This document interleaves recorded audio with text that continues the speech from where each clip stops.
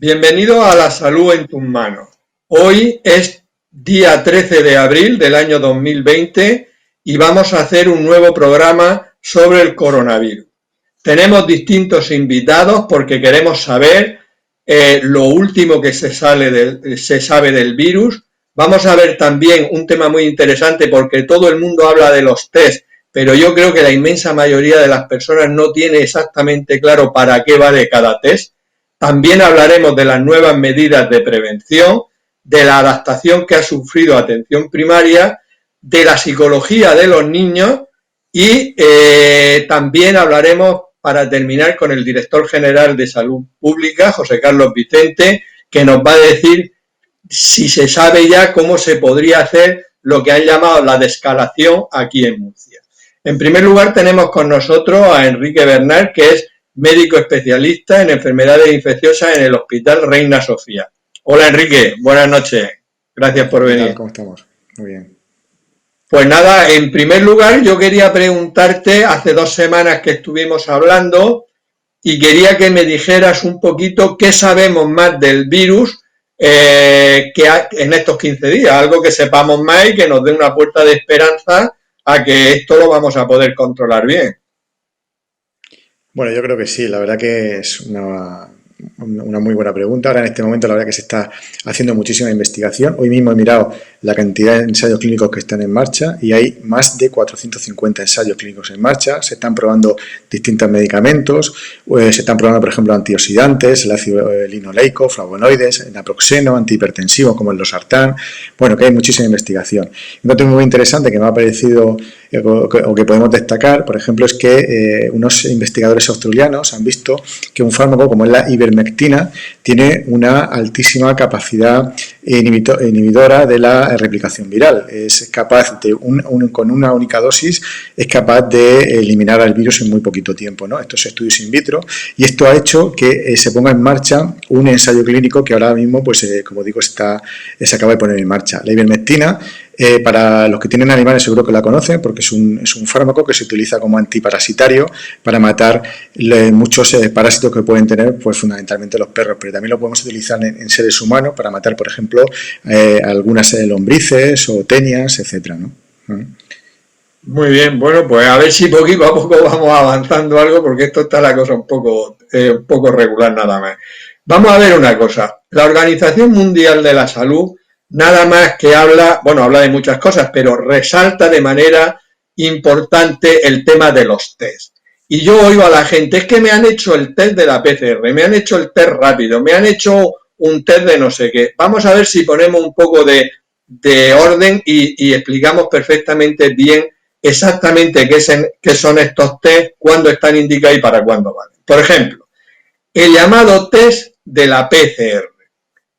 Es un test. ¿Con qué material se hace? ¿Para qué sirve el test? ¿Y cuándo estaría indicado hacerlo? Muy bien, bueno, pues el test de la PCR viene de las siglas en inglés que significan reacción en cadena de la polimerasa. Es una técnica ya pues antigua, de los años 80 aproximadamente, que la función que tiene es amplificar el material genético y de esta manera poder detectar materiales genéticos que aparecen en muy pequeña cantidad. Es una técnica que la estamos utilizando, pues se utiliza muchísimo en medicina, específicamente pues para detectar distintas enfermedades, y que el problema que tiene la técnica, que es una técnica que es laboriosa, necesitas un aparato específico que se llama termociclador, necesitas personal preparado para poder determinarla, y el material que se obtiene pues se puede obtener de cualquier muestra, ¿no? En concreto para el coronavirus, el material proviene fundamentalmente de las muestras nasofaringias, que estas se obtienen de forma muy sencilla a través de un hisopo que se introduce por la nariz, o bien también se puede introducir por la boca para llegar a la parte posterior de la faringe, y que se obtiene, pues el material que obtenemos ahí se lleva al laboratorio, se procesa y ahí se obtiene este material genético que, como digo, pues necesitas un personal muy preparado. La técnica es muy sensible, tiene una sensibilidad bastante alta y sobre todo es muy específica porque detecta específicamente el material genético del virus. El problema que tiene fundamentalmente es que necesitas, aparte de personal específico, personal preparado, necesitas tiempo. Es raro que en menos de 2-3 horas podamos tener un resultado fiable, ¿no? Esto pues sería solamente si hiciéramos una única muestra. Imagínate si tenemos que hacer muchas muestras, ¿no? Pues nosotros ahora mismo, para obtener un resultado de los pacientes que tenemos en la planta, necesitamos entre 15 y 20 horas como mínimo, ¿no? Los test rápidos, a diferencia de esta técnica, pues son test que Perdona un momento. Entonces, el test de la PCR, lo que nos dice de una manera muy sensible, lo digo por si yo lo he entendido bien, es que esa persona tiene el virus y por lo tanto está infectada. Sí, efectivamente. Más que sensible es muy específica. Tiene lo que se llama un valor predictivo positivo muy alto. Si la técnica te dice que tienes material genético del virus, tienes material genético del virus, por lo tanto, estás infectada por el virus. Vale. Exactamente. Y el problema es que tarda 4 horas, que en principio, bueno, pues claro, al hacer muchísimas pruebas sería un problema, pero que tampoco es un tiempo exageradísimo, ¿no? Claro, si fuera solamente una única muestra, pues no habría ningún problema. El problema es que se envían muchísimas muestras al laboratorio y pues entran en cola y probablemente pues necesitamos muchas horas para poder tener resultados. Como digo, en nuestra planta podemos esperar hasta 12, 14, 16 horas el resultado de una muestra y eso la verdad que enlentece muchísimo el manejo de estos pacientes, ¿no? Vale, pasemos a otro test, que también creo que vale para el diagnóstico, que es lo que llaman test rápidos. Las mismas preguntas, ¿para qué sirven, la fiabilidad que tienen, el material, etcétera? ¿Y qué determina ese test rápido? Bueno, dentro de los test rápidos hay 2 tipos de test. Bueno, se llaman así rápidos, no porque se obtengan rápidamente, porque la misma técnica de PCR se puede obtener la muestra muy rápido. En menos de 5 minutos podemos obtener la muestra. El test rápido se llama así porque en muy poquito tiempo tenemos el resultado, aproximadamente en 15 o 20 minutos. Y hay 2 tipos de test rápidos. Unos test que detectan los antígenos. Los antígenos son, por decirlo así, las proteínas que tiene el virus en su superficie. Y otros test detectan los anticuerpos, que son los anticuerpos que generamos nosotros contra el propio virus, ¿no? Vamos a centrarnos en el de los antígenos. Sí. Vamos a centrarnos en el de los antígenos. ¿Para qué sirve ese test? Bueno, el test detecta ya directamente los propios antígenos del virus, ¿no? ¿De dónde los detecta? Pues fundamentalmente de las muestras donde suele estar el virus con mayor frecuencia, que suele ser las muestras a nivel nasal, en las faringias y el tracto respiratorio, ¿no? Entonces, estas técnicas se basan en un test que es de inmunocromatografía en papel, que es una especie de plataforma donde tiene pegadas las proteínas del virus, si vamos a detectar los anticuerpos o anticuerpos específicos que van dirigidos contra el virus, si vamos a detectar los antígenos, que es de lo que estamos hablando. Funciona de manera similar a lo que pasa, por ejemplo, con un test de embarazo, ¿no? que detectan esas moléculas que aparecen típicamente en el embarazo, ¿no? El problema de los antígenos es que son técnicas muy poco sensibles, tienen una sensibilidad por debajo del 50%. Esto quiere decir que cuando hacemos la técnica se nos pueden escapar muchos pacientes que tienen la enfermedad y esto hace que no sean buenas técnicas para hacer un cribado, para hacer un screening. En cambio, sí que son específicas, es decir, que si la técnica sale positiva, indicaría que con alta probabilidad que ese paciente va a tener el virus, ¿no? Tiene lo que se llama un valor predictivo positivo alto, pero el problema es la sensibilidad y por esto no nos sirve para hacer un screening, para hacer un cribado, ¿no? Vale. En cambio, la otra técnica... Sí. Sirve también el test rápido de los antígenos, sirve también para hacer el diagnóstico, ¿no? Sí, el diagnóstico sí es positivo, pero que tiene un 50% de fallos, por decirlo de alguna manera. Exactamente, la sensibilidad es muy bajita, es decir, la sensibilidad está en torno al 50%, la especificidad sube en torno al 90%. Lo que se llama el valor predictivo positivo es alto. Eso quiere decir que si la prueba te da positivo, con alta probabilidad puedes decir que ese paciente tiene el virus, ¿vale? Pero si te sale negativo... Se escapan un 50%. Exactamente, si te sale negativo, no puedo descartar fielmente que ese paciente no va a tener el coronavirus. Por lo tanto, no nos sirven para hacer un cribado, para saber si la población está infectada por el virus, ¿vale? Y ahora vamos a pasar al tercer test, que es el test de los anticuerpos. En primer lugar, para que la gente lo sepa, el anticuerpo es las sustancias químicas que produce el organismo cuando entra el virus. ¿Para qué nos sirve este test? ¿En qué material se hace este test de los anticuerpos? ¿Y qué anticuerpos produce? Muy bien, eso bueno, lo has dicho tú muy bien. Aquí esta técnica no va a detectar directamente el virus, sino que lo que va a detectar son los anticuerpos que genera nuestro organismo contra el virus. Entonces, si sale positivo, no podemos decir que tenga la infección, simplemente podemos decir que ese paciente ha pasado en un momento la infección, porque detecta nuestros anticuerpos que se han generado contra un virus. ¿Qué material se utiliza? A diferencia de los anteriores, que se utilizan muestras nasofaringeas, aquí lo que se utiliza fundamentalmente es la sangre, que es donde están los anticuerpos. Esta técnica también tiene una especificidad muy alta, indicando que si aparecen en algún momento determinado el paciente ha pasado la enfermedad, y la sensibilidad, a diferencia que las técnicas antigénicas, es mucho más alta, está en torno al 70-80%, pero esto va a depender de los tipos de anticuerpos que se midan y del tiempo que ha pasado desde que uno adquiere la infección. Normalmente los anticuerpos no se adquieren en el minuto cero, en el momento que uno coge la infección. Tiene que pasar un tiempo para que empiecen a aparecer los anticuerpos. Normalmente suelen aparecer entre 5 o 7 días desde que empiezan con la sintomatología cuando aparecen los anticuerpos. Los primeros anticuerpos que aparecen se llaman IgM. Y posteriormente, a partir del séptimo, décimo día, aparecen los anticuerpos IgG, que se cree que son los que van a proteger para evitar la aparición de nuevas infecciones. ¿Eso qué quiere decir? Que si nosotros hacemos la determinación de anticuerpos en el día 3, probablemente sean negativos y falsamente podríamos decir que el paciente no tiene la enfermedad. Hay que esperarse hasta el día 5 o 7 para decir que el paciente puede que no tenga la enfermedad. Son, como digo, técnicas sensibles, pero sobre todo a partir del séptimo o décimo día, que es cuando aparecen los anticuerpos. Si se hiciera este tipo de test de los anticuerpos a la población en general, nos daría una idea de cuántas personas han pasado la enfermedad y cuántas durante un periodo determinado, que no sabemos exactamente ahora cuánto es, serían inmunes, por decirlo de alguna manera, porque ya tienen esos anticuerpos, ¿no?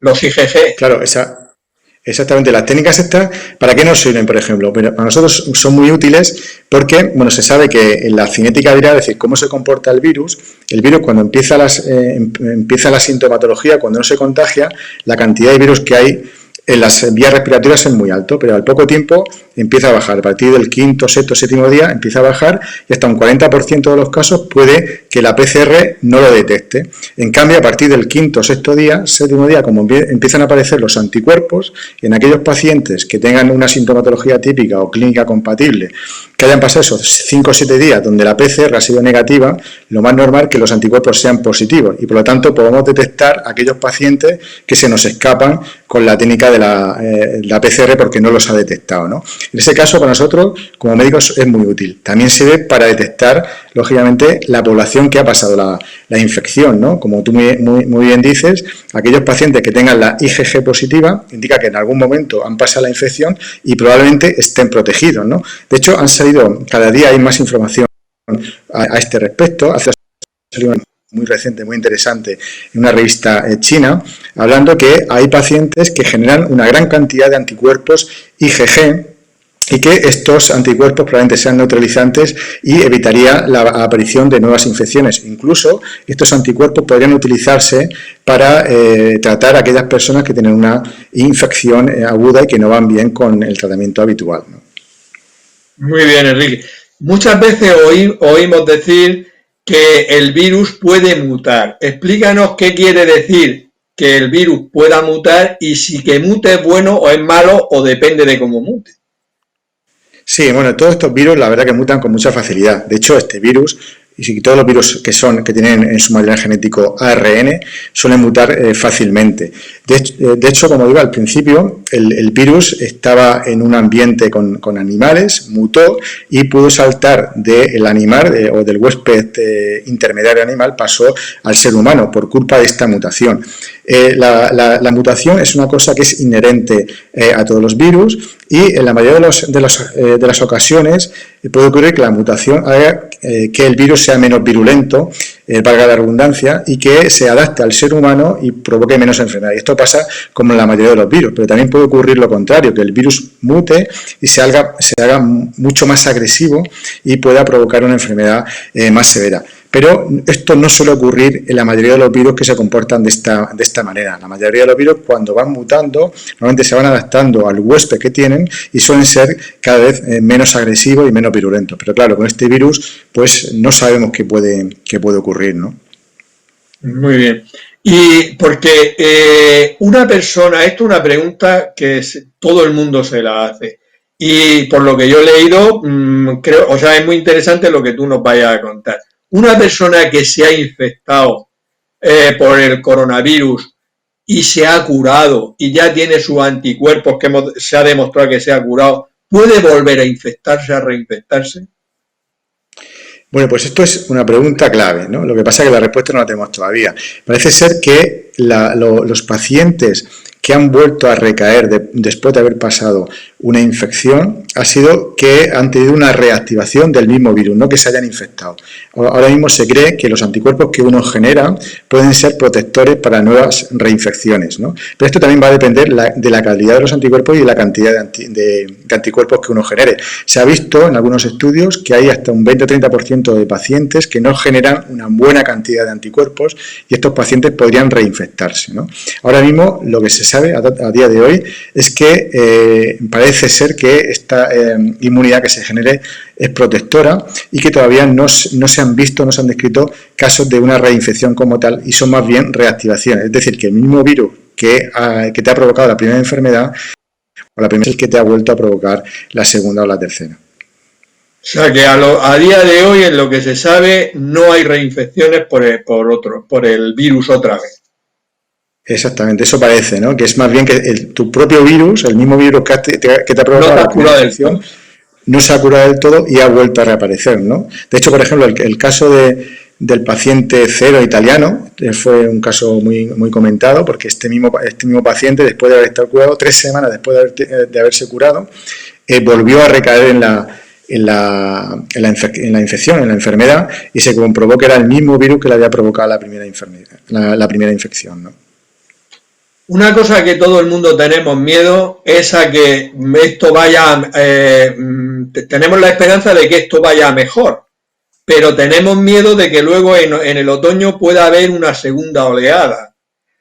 ¿Esto es un riesgo real y qué podríamos hacer para evitar ese riesgo? Bueno, el riesgo es totalmente real. Efectivamente, ahora mismo se está intentando contener al virus, evitar que... estamos ya en la segunda fase, la fase 2, que el objetivo fundamentalmente es intentar controlar la infección, que no vaya a haber más infecciones, que no aparezcan nuevas oleadas, pero es difícil ahora mismo prever lo que va a pasar, por ejemplo, en otoño.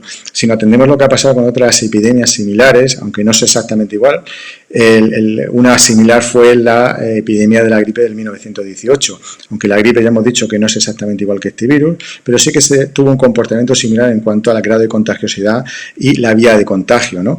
En la gripe del 1918 hubo 3 oleadas, una primera fue igual que ahora, abril-mayo, la segunda oleada fue en otoño aproximadamente de ese mismo año, y una tercera oleada fue al año siguiente, ¿no? La tercera oleada fue menor que la segunda y la primera fue mayor y estuvo relacionada con el grado de inmunidad de la gente. Cuando se inmunizó la gente, se inmunizó todo el mundo, la tercera oleada fue menos intensa y al final el virus terminó desapareciendo. Fue en torno en 1920 aproximadamente cuando se apareció ese virus de la gripe, el H1N1, el famoso virus de la gripe española, ¿no? Si habla uno con los expertos en epidemiología, medicina preventiva, salud pública, etcétera, pues todo el mundo teme que pueda haber una segunda oleada, pues lógicamente cuando bajen otra vez las temperaturas y el virus tenga esa mayor capacidad, tenga un ambiente más propicio para poder transmitirse, ¿no? Es difícil que preverlo a estas alturas, pero todo el mundo pues, es consciente de que eso puede ocurrir. Lo más importante que podemos hacer nosotros ahora mismo pues, es intentar continuar con esta medida de contención en la medida que sea posible, continuar llevando pues las medidas de aislamiento o mejor dicho distanciamiento social, mantener esta distancia de seguridad de 2 metros, lavado de manos continuo, etcétera, y a ver si poco a poco el virus va a ir desapareciendo, la cantidad de contagios van desapareciendo y a ver si tenemos suerte y después del verano no vuelve a haber otra oleada, pero ahora mismo a priori es difícil saber lo que puede ocurrir, ¿no? Bueno, vamos a ver si tenemos suerte. ¿Qué sabemos últimamente del coronavirus y las mujeres embarazadas y los niños que están naciendo ahora? Bueno, es un tema que se está cada vez más estudiando, no hay muchos datos, las mujeres embarazadas y los niños se pueden contagiar exactamente igual. Parece ser que la posibilidad de tener más aborto, tener malformaciones no es mayor que en la situación normal. Sí que se ha visto que ha habido embarazos pretérminos, etcétera, y que no hay mayor mortalidad por tener el virus en estas circunstancias, ¿no? Lógicamente estas mujeres embarazadas tienen que tener las mismas precauciones que la población general en el momento que hayan adquirido la infección. Lógicamente tienen que estar aisladas y hacer un seguimiento muy estrecho de su embarazo, ¿no? Pero ahora mismo con los datos que hay no tenemos información de que pueda provocar, por ejemplo, malformaciones como sí ocurría con el virus Zika, ¿no? Que sabéis que producía fundamentalmente microcefalia y otras alteraciones al nivel del sistema nervioso central. Con este de momento no se sabe. Y para terminar, Enrique, bueno, tú has comentado al principio que se están haciendo muchísimos estudios. Vosotros mismos estáis participando en un ensayo clínico con determinados antivirales. Cuéntanos un poquito qué estáis haciendo y qué futuro le veis a ese ensayo.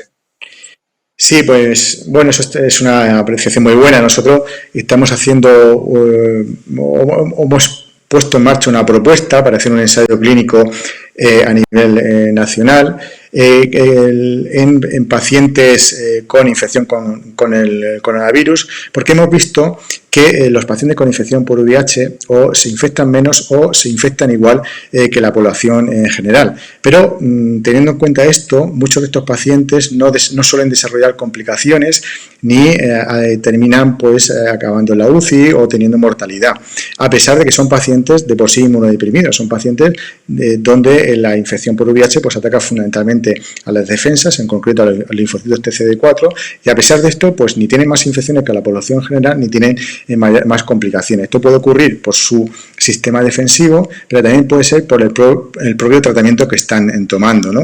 Hay varios tipos de tratamientos que están tomando, uno de ellos son lo que se llaman inhibidores de la taquistasa inversa análogos de nucleósidos, otros de la proteasa, etcétera. Nosotros hemos visto que la gran cantidad de pacientes, la mayoría de los pacientes con infección por VIH toman un tipo de inhibidores de la taquistasa inversa análogo de nucleósidos que pueden tener un efecto antiviral contra el coronavirus. Entonces hemos hecho una propuesta para tratar a estos pacientes con COVID-19 con fármacos antivirales, en concreto con tenofovir y entrecitavina, y se va a combinar con el fármaco que se usa habitualmente para tratar a estos pacientes, que es la hidroxicloroquina, ¿no? Además de esto, hay una propuesta del Ministerio, en donde estamos también participando, en el cual el objetivo principal que tiene es para proteger al personal sanitario. Sabéis que ahora mismo pues, el personal sanitario somos un personal muy vulnerable, tenemos un porcentaje muy elevado de compañeros que se han contagiado, entre el 10 y el 15% aproximadamente de los compañeros se han contagiado, y entonces se están poniendo en marcha distintos estudios con el objetivo de evitar el contagio en este personal, ¿no? Y uno de ellos es tratar al personal sanitario con una medicación que puede actuar previniendo, ¿no? Que son esta combinación de antirretrovirales, tenofovir y entrecitavina, en combinación con la hidroxicloroquina, y se va a comparar distintas ramas. Otra rama tendrá esta misma combinación y otra rama tendrá placebo, ¿no? Esperemos que en poquito tiempo podamos tener resultados de este estudio. Muy bien, pues Enrique, muchísimas gracias y ojalá no tengamos que hacer más programas sobre el coronavirus, pero en fin, tal y como van las cosas, a lo mejor tenemos que hacerlo. Lo mejor sería que esto se terminara y nos viéramos en la calle. Es un deseo más que una realidad, pero bueno, de, buenos deseos también tenemos que tener. Muchas gracias por estar con nosotros nuevamente, Enrique. Muchas gracias a ti, Juan, y encantado de estar aquí. Y contigo estoy de que espero que se acabe pronto el coronavirus, pero efectivamente va a ser difícil que se acabe antes del verano, o incluso tengamos que venir a hablar del mismo después del verano y en otoño, ¿no? Esperemos que no, esperemos que no. Esperemos que no.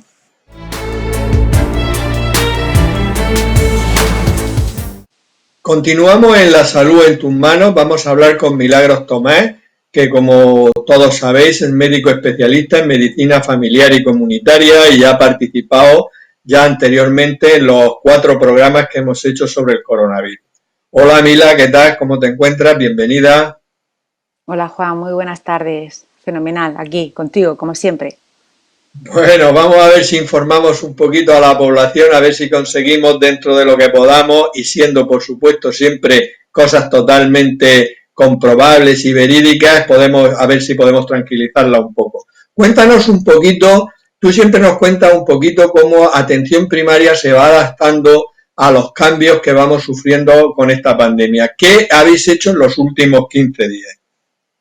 Bueno, en los últimos 15 días todo ha ido cambiando, como va cambiando todo en esta pandemia, y ha habido algunas novedades. Mira, tú ya sabes, y lo hemos hablado otras veces, que el centro de salud se ha reestructurado alrededor de la pandemia, que tenemos nuestra consulta de respiratorio, donde van los pacientes que tienen posiblemente alguna infección por coronavirus, que la verdad es que cada vez van menos, eso hay que decirlo también, porque además, aparte de que haya menos en nuestra región, los pacientes saben que se quedan en casa, que nosotros nos ponemos en contacto con ellos y podemos solucionarle todo así.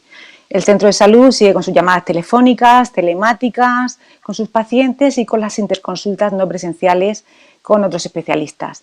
Seguimos con actualizaciones de coronavirus y como grandes novedades tenemos 2 importantes, y es el gran volumen de llamadas telefónicas que en todos los centros de la región de Murcia se realizan, aproximadamente 40.000 llamadas, 40.000 pacientes seguidos con llamadas telefónicas, aproximadamente unos 18.000 son casos de coronavirus y unos 22.000 son contactos. Diariamente les llamamos. Y luego una novedad que además está en los medios, porque yo creo que ha salido hoy en prensa, me han dicho, no he tenido tiempo de verlo, es que a partir de hoy y en 3 centros de salud de la región de Murcia se han iniciado como programa piloto la realización de test rápidos inmunológicos. Pero Mila, el test rápido inmunológico, ¿de qué estamos hablando? ¿De determinar anticuerpos para ver quién ha pasado la enfermedad? Efectivamente. Nosotros, de los pacientes que tenemos, porque va a haber test inmunológicos rápidos para esos 18.000 pacientes, nosotros de esos pacientes que seguimos diariamente, cuando han pasado 14 días de seguimiento y de 3 a 5 días que están asintomáticos, su médico de cabecera, si no esta semana porque ha empezado a pilotarse solamente en 3 centros de salud, la semana que viene o en sucesivas, le va a llamar por teléfono y le va a indicar que tiene que acudir al centro de salud a realizarse un test para detectar cuál es su estado inmunológico, para ver si ha pasado la infección y si tiene defensas frente a esa infección. Vale, que ese test se hace con una gotita de sangre en una tirita, se puede hacer. Efectivamente, es muy fácil. Citamos al paciente, le decimos que venga al centro de salud en una hora determinada, cada cuarto de hora citamos a un paciente para que no coincidan, le indicamos que debe venir con mascarilla y solo, para que solo pase él al centro de salud, se le hace un pinchacito en el dedo como los test de glucemia capilar, se pone en una tira donde va a dar, como si fuese un test de embarazo, en realidad es como una rayita que sale si está bien hecho el test y luego te indica si ha habido o no infección porque sale si tiene o no inmunoglobulinas, que son esos anticuerpos. Siempre se ha dicho que el personal sanitario y no sanitario, que también está en primera línea, pero ahora te quiero preguntar por los sanitarios, que han tenido un porcentaje muy alto de infecciones. En Murcia, ¿cuántas personas de los sanitarios están infectados por coronavirus? Pues me miré este fin de semana los datos un poco que había así de epidemiología de nuestra consejería y hablaba de más de 306, 310 sanitarios afectados por el coronavirus, siendo estos más o menos como unos 90 personal de enfermería. Aproximadamente esa misma cantidad, un poquito menos, auxiliares de enfermería y como unos 66, 70 médicos. También hay celadores y otros estamentos dentro del personal sanitario, pero más o menos esa es la distribución. Que es un porcentaje muy alto, ¿no?, en relación a la población general. Claro, esto lo que demuestra es que están en contacto directo con muchos pacientes que tienen el virus, claro. Efectivamente, estamos como en primera línea de contacto con los pacientes que están afectados posiblemente por el coronavirus, sí. Ya. Y también puede indicar que quizás no hayáis podido trabajar con todas las medidas de protección adecuadas. Espero que eso se esté solucionando. ¿Se está arreglando algo en ese sentido o está llegando más material de protección, tanto a los sanitarios como a todas las personas que están? Me refiero también, bueno, tú conoces los sanitarios. ¿Está llegando más material? El material va llegando, lo que pasa es que lo que ha pasado antes ya no se puede como solucionar. El material que no ha llegado en su momento ya ha producido esa infección de los sanitarios, pero el material está llegando. Pero también es material para nosotros el realizar test a los sanitarios o a las personas que están en primera línea. Eso es, digamos, material de seguridad, es decir, saber si somos o no portadores de la enfermedad, saber si vamos a ser un posible vector de esa enfermedad. Claro, ese tema es muy importante, Mila, porque hay una cosa que a mí me llamó mucho la atención y me imagino que le llamaría la atención a la mayoría de la gente que se está informando. Y es que, según órdenes del ministerio, corrígeme si estoy equivocado, las personas que habían pasado, sanitarios que habían pasado el coronavirus y que habían pasado 5 o 6 días nada más, ya los mandaban a trabajar. Eso es así, se sigue haciendo así, porque eso primero es un problema para el sanitario, pero luego es un problema para el que vaya a ver al sanitario. Efectivamente, eso fue así y levantó absolutamente ampollas, por decir, un sanitario que tiene sintomatología y que le dicen que si esos síntomas son leves en 7 días y si no ha ido a más tiene que incorporarse, pues esto realmente generó un malestar entre todo el personal sanitario. Esto se ha revisado porque no puede ser, porque un sanitario no puede incorporarse sin una PCR negativa, sin asegurar su propia salud y la salud de las personas a las que va a tratar. Como hemos estado hablando antes con Enrique Bernal, una PCR negativa, para los que no hayan visto el anterior, eso se refiere que le han cogido material de la parte posterior de la faringe y que han comprobado que no tiene virus, para decirlo así sencillo. ¿Es eso exactamente? Eso es una PCR negativa, efectivamente. No existe material genético del virus presente en esa muestra. Sí. Vale. ¿Y eso se está haciendo ya ahora a los sanitarios que se incorporan a trabajar después de haber pasado el coronavirus? Se está empezando a hacer. Han llegado, ya lo habréis. Sí, es que todo es como que se está. Esperemos que se vaya incorporando, porque es que realmente lo necesitamos. Necesitamos saber en qué situación y cuál es la situación actual de los sanitarios y saber a quién podemos poner en primera línea a trabajar. Se está empezando a hacer. Es verdad que se ha dicho que se podían hacer 1000 PCRs al día, pero ha habido una serie también de problemas a la hora de recogida de muestra y tal. Pero lo previsible es que se haga. Vale, o sea que no se está haciendo a todo el mundo, pero que la idea es de que todos los sanitarios y todo personal que esté en contacto con se le haga la PCR, que es decir, determinar que no tiene infección por el virus en ese momento. Efectivamente, si no, en su caso se podría utilizar un test inmunológico, es decir, estos test rápidos que hacemos. Con el test rápido lo que vemos es si el paciente o si el sanitario, porque los test rápidos en principio están previstos para hacer a posibles casos de coronavirus, pero también se quieren extender a personas que han estado en un contacto muy estrecho con personas afectadas y también a personal sanitario. Con ese test podemos saber si el personal sanitario ha estado en contacto o no. Y si ha estado en contacto, si su inmunidad si está en un proceso infeccioso agudo en ese momento o si ya lo ha pasado. Por eso estos test rápidos son muy importantes para el personal sanitario, sí. Vale. Que ahí lo que determina es, de manera rápida, son los anticuerpos que esa persona ha producido contra el virus. Efectivamente. Hay anticuerpos. Vale, no, lo comento porque como la gente oye test rápido, tal, ¿sabes? No, Oye, Mila, ¿Qué y vamos a rápido? ver una cosa. Sí. Di.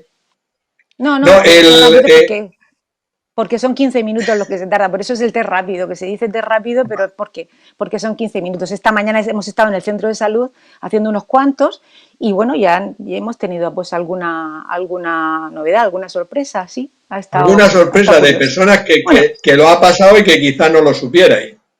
efectivamente, voy a hacerme un té rápido y de repente dices, bueno, pues tú a tu casa. Vale. Vamos a ver, claro, esa persona se tendría que ir a su casa, pero si se le hace una PCR y le sale, que es decir, que no hay virus en su organismo, aunque el test de los anticuerpos es positivo, eso sería muy bueno para esa persona y no contagiaría.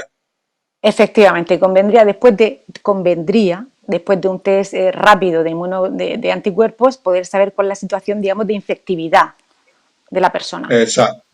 Perfecto. Vamos a ver, mira, en Murcia es cierto que ha habido muchos menos casos que en el resto de comunidades y también con menos fallecidos.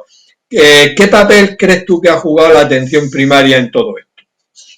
Pues tenemos la tremenda suerte de haber sido la comunidad autónoma menos afectada, quizá porque hemos puesto las mismas medidas que el resto de España al mismo tiempo que el resto de España, es decir, el confinamiento, el quedarnos en casa. Hombre, yo creo que la atención primaria ha sido muy importante, pero esto es un trabajo en equipo, Juan. O sea, esto es un trabajo de todos, desde servicios de urgencia, 112, puertas de urgencia, plantas de hospital, UBI, reanimación, hasta las personas que se quedan en su casa, hasta los niños que están deseando salir a un jardín. Esto es un trabajo en equipo. Somos como hormiguitas que estamos moviendo montañas. Entonces, es muy importante saber que esto lo conseguimos entre todos. Es Muy verdad, bien, me parece muy bien la puntualización. sí, esto es de todos. Es verdad que de atención primaria, y quizá por esa insistencia diaria de llamadas telefónicas, hemos conseguido contener los posibles casos de pacientes que podían acudir al hospital, dar información de cómo es un aislamiento, de cómo es una cuarentena y evitar que los pacientes se desplazasen a los hospitales con el fin de no lograr el colapso de los hospitales. En ese sentido, pues quiero decir que hemos estado ahí como en trinchera, aguantando lo que venía. Y en el tema de las llamadas de teléfono y todo esto, que me consta que las hacéis, porque ya alguna vez lo he comentado, que mi mujer es enfermera Sí. y el domingo llamó a 15 o 20, o sea, el domingo, el sábado y tal, como hacéis todos los médicos de atención primaria, las enfermeras, etcétera. Sí. Pero ¿habéis hecho algún cambio respecto a las llamadas para tomar alguna medida más importante? Sí, se han añadido dos pequeños puntualizaciones, dos pequeños check en las llamadas telefónicas que hacen referencia a, uno de ellos hace referencia a cuando llamamos a un paciente de forma sucesiva, en diferentes días y en diferentes horarios, y el paciente no coge el teléfono con el que hemos contactado anteriormente. Esa es una de las modificaciones, y la otra sería que cuando llamamos a un paciente, por la conversación que tenemos con ellos, podemos deducir que el paciente no hace ni el aislamiento ni la cuarentena como debería de hacer. Al marcar estos dos puntitos que te estoy diciendo nuevos, esto se vuelca directamente en delegación de gobierno, y delegación de gobierno lo pone en conocimiento de la policía para que tome las medidas oportunas. Es decir, una persona que debe estar aislada por una cuestión de salud pública es un tema casi, diría yo, no sé si un delito, sí, creo que es un delito el que no cumpla, digamos, con las normas de la salud pública, porque puede perjudicarse no solo a él, sino al resto de la población. Muy bien. Y hay otra cosa, vosotros en atención primaria realmente no solo sois los médicos de atención primaria, pero conocéis muy bien, por los años que lleváis ahí, a la familia, hay familias con dificultades sociosanitarias, etcétera. ¿Qué hacéis en estos casos?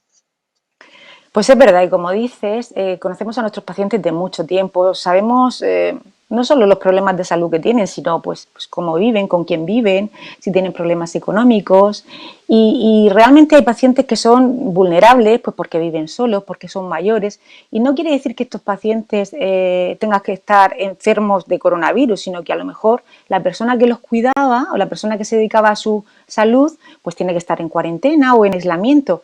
y estas personas mayores se quedan pues sin poder hacer la compra o tener comida para poder cocinar en casa, sin las medicinas que necesitan, sin toda la ayuda que pueden necesitar en una casa una persona mayor o que vive sola. Para ¿Y qué eso, hacéis en esos casos? ¿Qué hacéis? sí. Pues mira, se ha creado una red de ayuda, una red de ayuda que es, una vez que consideramos en atención primaria y con un trabajo importantísimo por parte de nuestro trabajador, en nuestro caso de trabajadora social, tenemos al paciente como que es un paciente vulnerable en este sentido. Pues el trabajador, la trabajadora social se pone en contacto con los servicios sociales del ayuntamiento y este contacta pues con entidades tipo Cáritas o tipo Cruz Roja o incluso con la farmacia de su barrio, del barrio de esta persona, para que se les aporte pues alimentos, se les aporte las medicinas que necesitan o incluso ayuda a domicilio. Y funciona muy bien. Vale, o sea que estáis haciendo no solo una labor de médicos como corresponde a personas muy humanistas, sino también ocupándose de grupos pues que por las circunstancias están en una posición más débil ante esta infección. Está muy bien que hagáis eso, os felicito de verdad y yo creo que todo el mundo os felicita también. ¿Pensáis además trabajar con algún grupo especial desde atención primaria que os haya enseñado el coronavirus que debéis de participar vosotros también en ese trabajo con determinados grupos? Pues tenemos que remitirnos a lo que ha pasado un poco la radiografía de lo que ha pasado en nuestro país. Hemos visto que la mayoría de los fallecidos, de las muertes que ha habido, tienen relación con personas que estaban en residencias. Más del 50% de pacientes fallecidos son personas de residencias.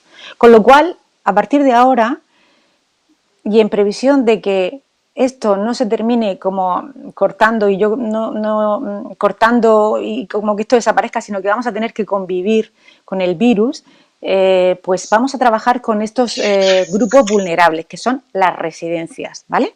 En Murcia tenemos más de 220 residencias, algunas son residencias de ancianos, otros son pisos tutelados, y lo que vamos a hacer es estar en comunicación con estos residencias o con sus servicios sanitarios para que en el momento que se considere que aparece un posible caso en un futuro no muy lejano de coronavirus, detectarlo, hacerle su test, diagnosticarlo y aislarlo a esta persona y a las personas que están alrededor de esa persona, para cortar así la cadena.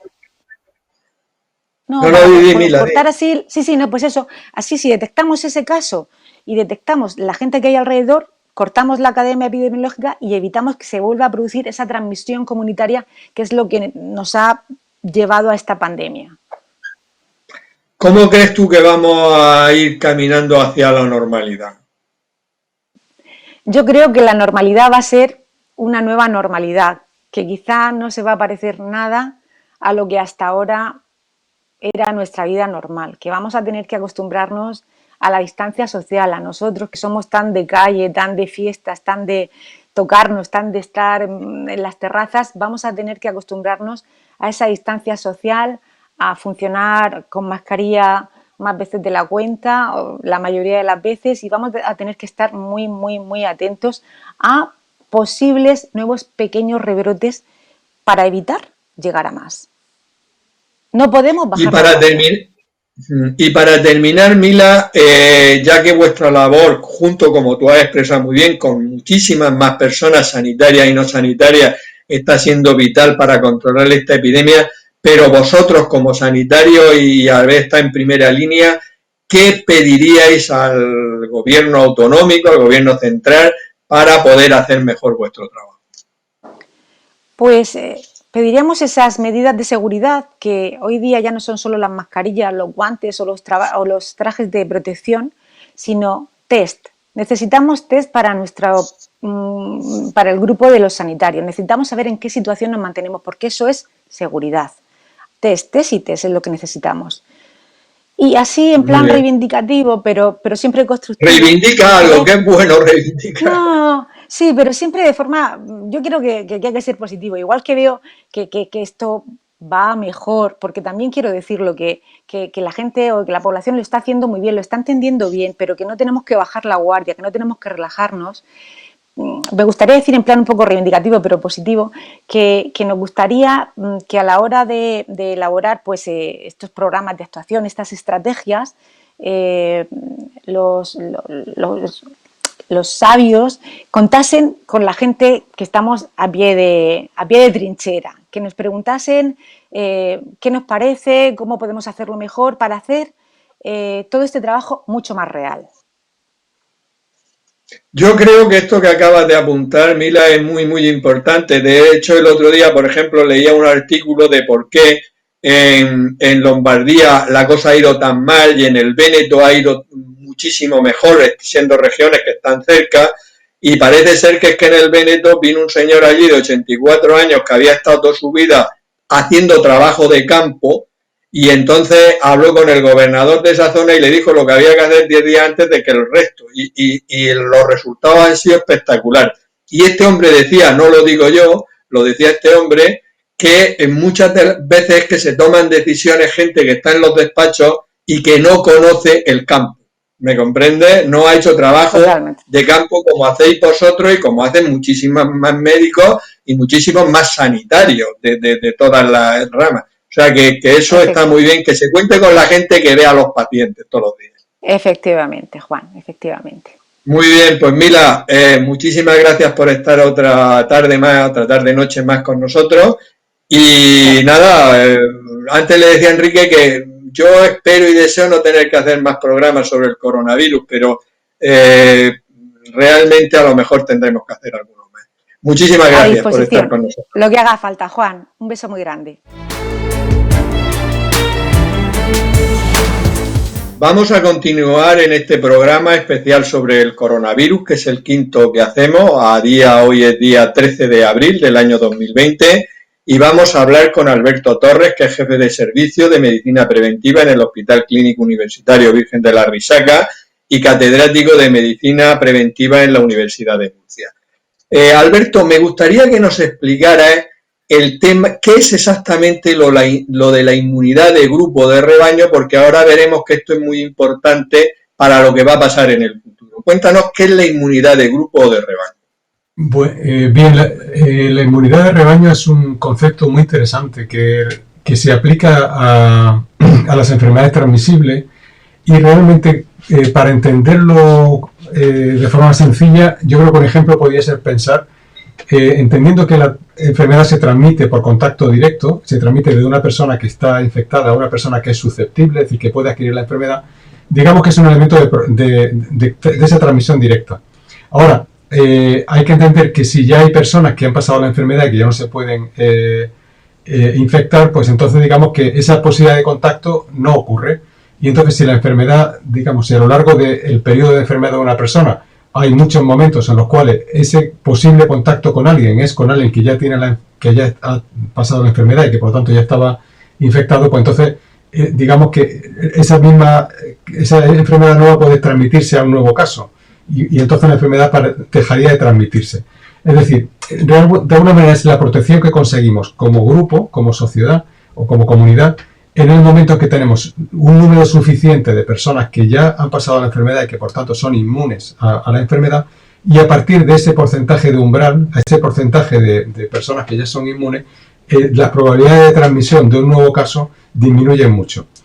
Entonces, en el caso concreto del COVID... Esa es la pregunta que te iba a hacer. ¿Qué porcentaje de personas, de personas necesitamos que hayan pasado la enfermedad para que ya tengamos esa inmunidad de rebaño?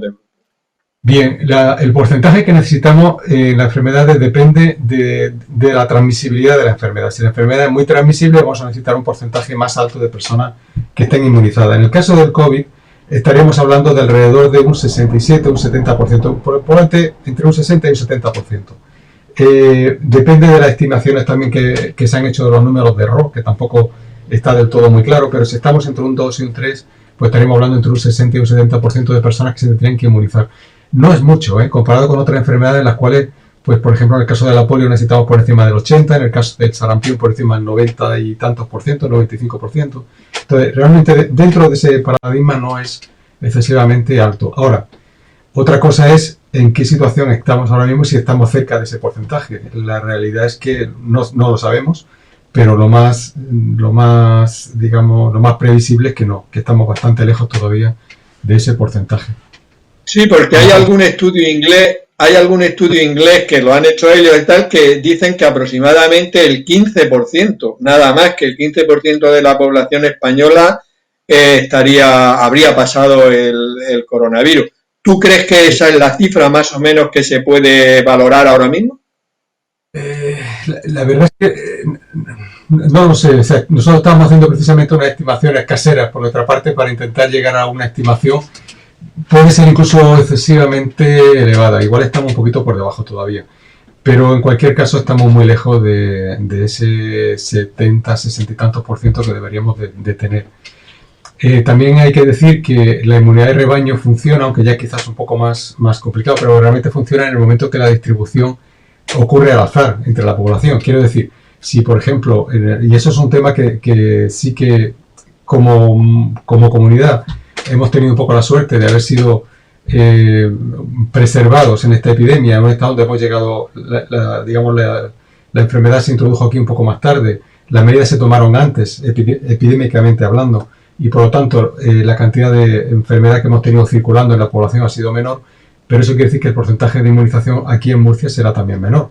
Por lo tanto, aunque fuera un 15% a nivel nacional, en Murcia probablemente va a ser menor. Por lo tanto, el recorrido que tenemos que hacer todavía es mayor y por otra parte, y por tanto también la posibilidad de que pudiera haber un repunte en algún otro momento, que pudiéramos tener más casos, pues también está ahí, ¿no? Por eso te quería preguntar, esto implica que las medidas restrictivas más o menos intensas las vamos a tener que seguir manteniendo durante mucho tiempo, ¿no? Indudablemente lo que quiere decir es que estamos a riesgo en cualquier momento de que la situación se nos vuelva a ir un poco de las manos. Eso es cierto. Es decir, entonces, ¿qué tipo de medidas? Aquí la gran pregunta es ¿durante cuánto tiempo hay que tener estas medidas excepcionales? ¿Y qué hay que hacer a partir de ahí? ¿Cuáles son? ¿Cómo pasamos de un momento a otro? Y por otra parte, ¿qué tipo de medidas son necesarias mantener? Porque indudablemente va a haber que mantener medidas en ese segundo post confinamiento, pero qué tipo de medidas son las que hay que tener en marcha. Indudablemente vamos a tener que hacer medidas importantes. Probablemente, de todas maneras, lo que sí es cierto es que en este momento es posible que la circulación del virus en este momento no sea excesivamente grande, o probablemente es relativamente baja en la población, pero en cualquier momento se puede volver otra vez a transmitir con la facilidad que se transmite. Pero como digo, el tema aquí todavía, y el cual se está todavía debatiendo, hay medidas también que estamos trabajando en la sociedad incluso científica a nivel nacional para intentar identificar. La Sociedad de Medicina Preventiva ha hecho ya público un documento con una serie de medidas que habría que poner en marcha, pero tienen que ser medidas que vayan dirigidas a intentar reducir la transmisión dentro de la población. Es decir, lo que no vamos a volver a ser una vida normal en el sentido de lo que teníamos antes de la epidemia, eso no va a ocurrir. Vamos a tener que tener en marcha medidas todavía importantes, restrictivas, pues por ejemplo, limitación de agrupaciones de personas. En algunos países se están limitando a 10, en otros se pueden estar limitando a 50, pero probablemente aquí iríamos a una medición bastante restrictiva. El intentar mantener las distancias, esa distancia física que mantenemos, porque es el mecanismo más seguro que tenemos para evitar también la transmisión de la enfermedad. Y, por supuesto, otro tipo de medidas como la higiene de manos a través de es decir, básicamente entender cuáles son los mecanismos de transmisión y actuar sobre esos mecanismos para impedir que la enfermedad pueda propagarse. Alberto, tenemos que volver a hablar, no nos queda más remedio que volver a hablar de las mascarillas y de la distancia de seguridad. Porque, vamos a ver, hemos tenido varias conversaciones y se ha ido cambiando un poco la actitud incluso del gobierno y de las personas que están controlando esto con respecto a las mascarillas, pero si el 80% de las personas que tienen coronavirus son asintomáticos o con unos síntomas muy leves, y lo que se sabe de nuevo, que ahora hablaremos sobre la permanencia del virus y el tamaño de las partículas de las microgotas que pueden llevar virus, ¿esto va a hacer necesario que llevemos siempre mascarilla o no? Vamos a ver. En la calle. Sí, lo he entendido, por la calle. Vamos a ver, yo creo que aquí hay digamos, hay que entender que cuando empezó la situación, el coronavirus no ha pillado en cierto modo, casi que no ha pillado todo un poco con el pie cambiado. Es decir, todos teníamos una serie de elementos de referencia, por lo menos lo que es en Europa e incluso también en Estados Unidos. No habíamos tenido la experiencia quizás tan dramática que vivieron en Asia con el SARS, y la forma de responder y demás ha sido diferente, y las experiencias previas que había allí. Aquí el tema, y la OMS lo ha estado diciendo prácticamente todo el tiempo, que el tema de las mascarillas fuera del entorno sanitario, que no se recomendaba, porque puede inducir también una serie de problemas, incluso de riesgo de transmisión.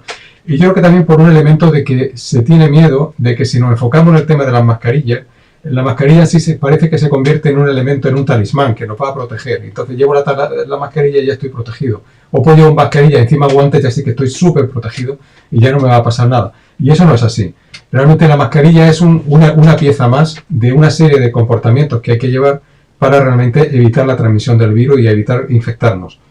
Entonces, por ese motivo, a medida que ha ido ocurriendo un poco la epidemia, y eso es una cosa que aquí nosotros lo aprendimos pronto en la región, yo creo que tomamos medidas en ese sentido, realmente la transmisión con la mascarilla puede ser un elemento muy útil para evitar la transmisión cuando las personas no pueden mantener la distancia.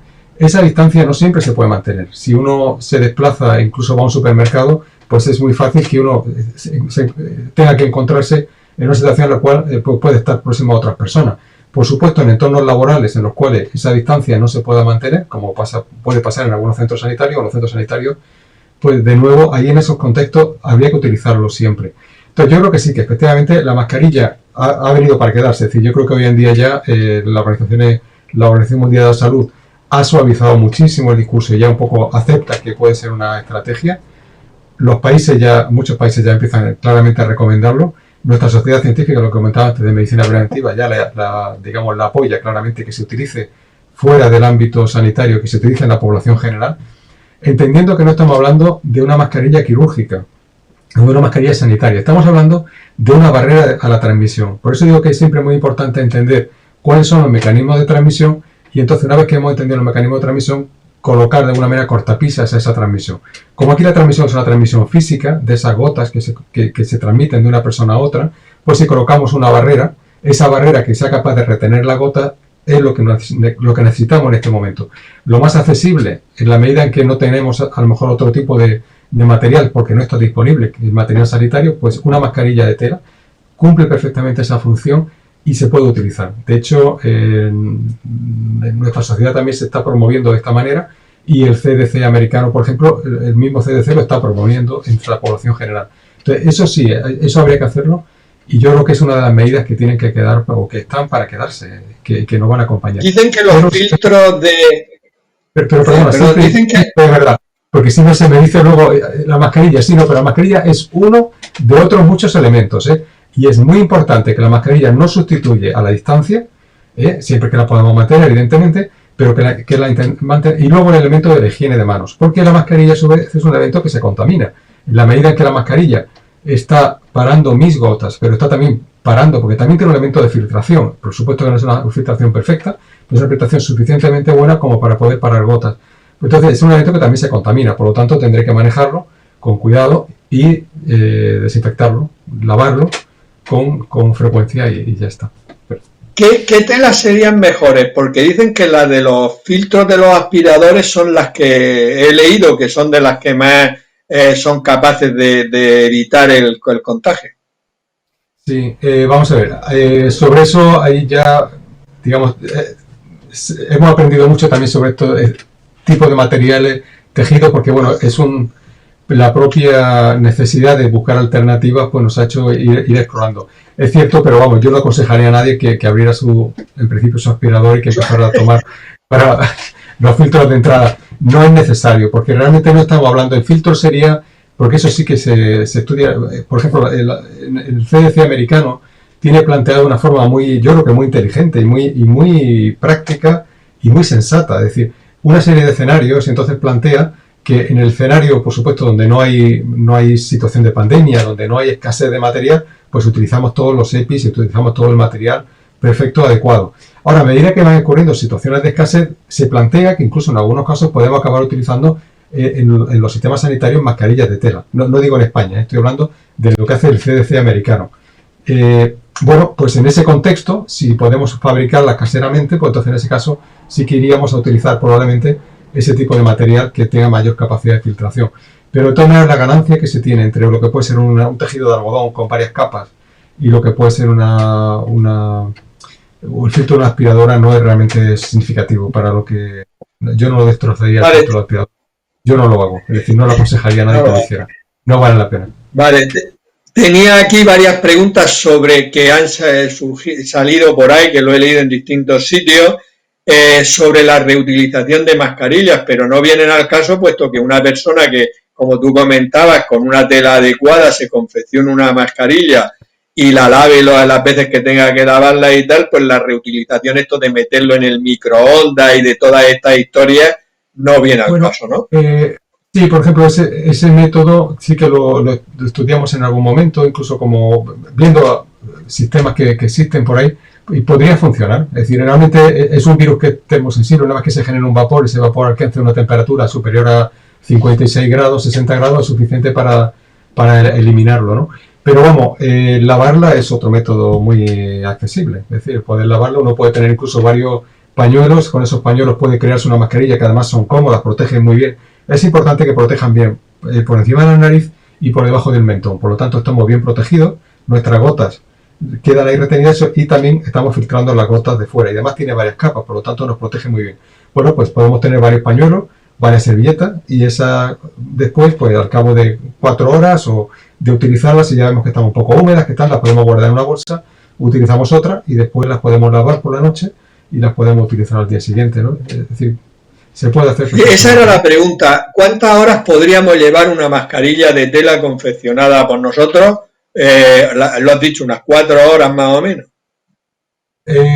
Sí, yo creo que eso hay que verlo también en función del ejercicio que uno esté haciendo, dependiendo de la actividad que esté haciendo. Si está produciendo más calor, se produce más humedad o ve que, pues entonces, cuando realmente ya veamos que está húmeda o que sea incómodo, pues entonces en ese momento la podemos cambiar. Vale, tampoco hay una regla exacta, ¿no? para utilizarla.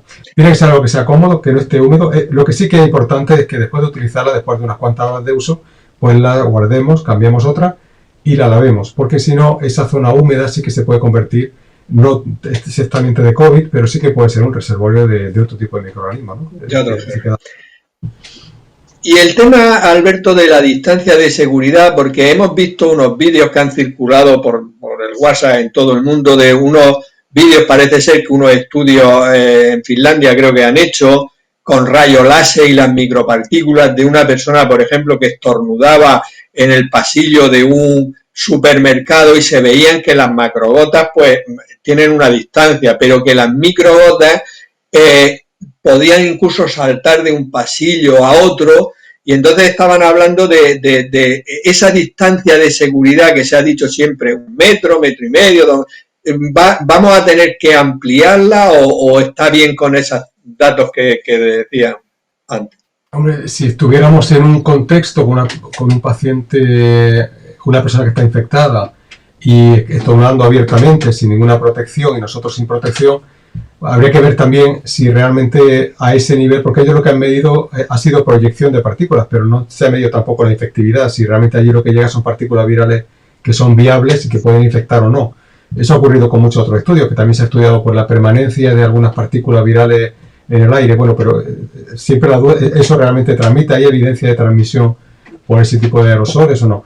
Entonces, en principio no es el caso.